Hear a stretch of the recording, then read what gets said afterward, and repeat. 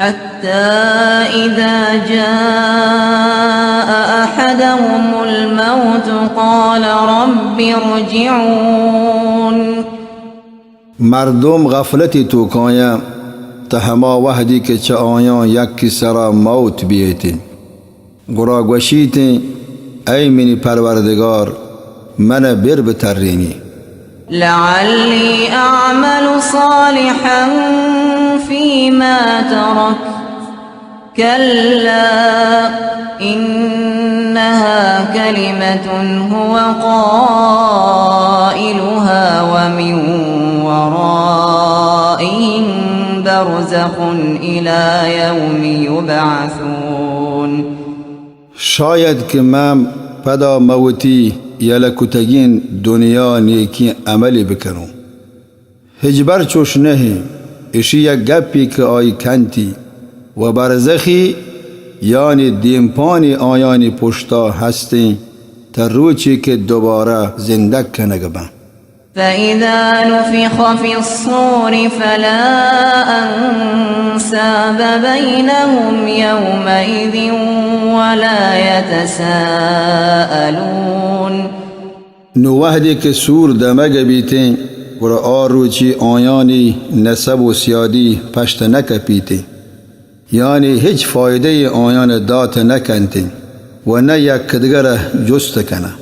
فمن ثقلت موازينه فأولئك هم المفلحون. نو هر کسی شاهیمان گرام ببن گرا اشان واکی کامیابن. ومن خفت موازينه فأولئك الذين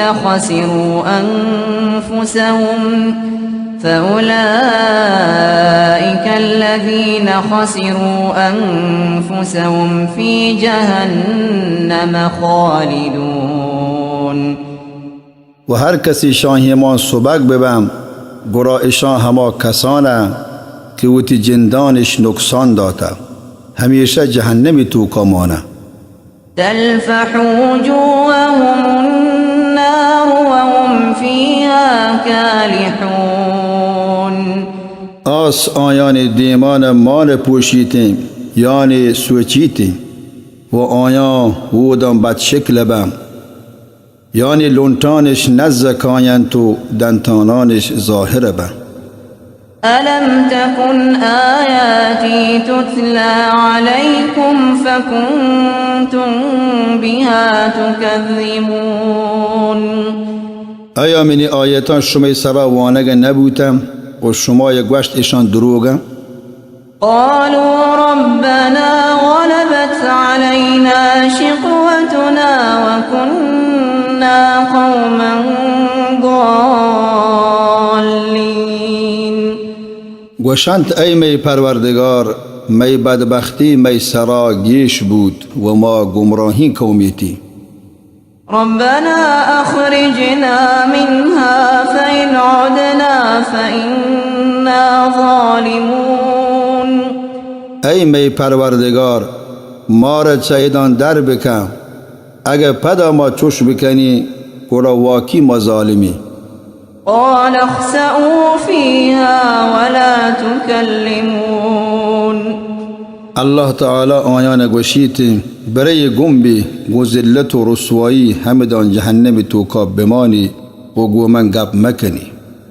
إنه كان فريق من عبادي يقولون ربنا آمنا فاغفر لنا وارحمنا وأنت خير الراحمين.